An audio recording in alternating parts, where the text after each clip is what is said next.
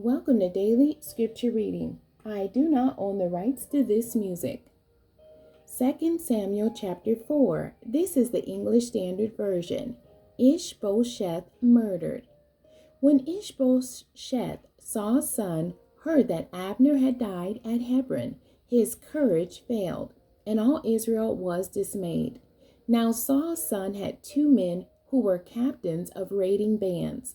The name of the one was Baanah, and the name of the other Rechab, sons of Rimmon, a man of Benjamin from Beeroth. For Beeroth also is counted part of Benjamin. The Beerothites fled to Gittaim and have been sojourners there to this day. Jonathan, the son of Saul, had a son who was crippled in his feet. He was 5 years old when the news about Saul and Jonathan came from Jezreel, and his nurse took him up and fled. And as she fled in her haste, he fell and became lame, and his name was Mephibosheth. Now the sons of Rimmon the Beerothite, Rechab and Baanah, set out, and about the heat of the day they came to the house of Ishbosheth, as he was taking his noonday rest. And they came into the midst of the house, as if to get wheat, and they stabbed him in the stomach. Then Rechab and Baanah, his brother, escaped. When they came into the house, as he lay on his bed in his bedroom, they struck him and put him to death and beheaded him.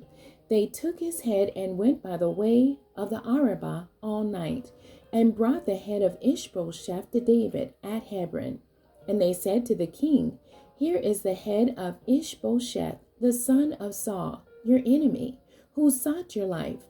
The Lord has avenged my lord the king this day on Saul and on his offspring."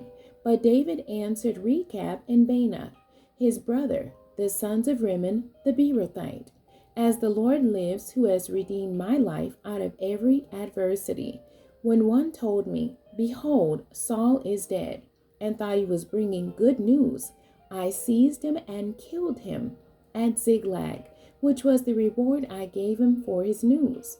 How much more when wicked men have killed a righteous man in his own house on his bed?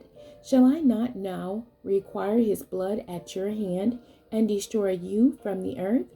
And David commanded his young men, and they killed them and cut off their hands and feet and hanged them beside the pool at Hebron. But they took the head of Ishbosheth and buried it in the tomb of Abner at Hebron. The end. God bless you, and thank you for joining me today.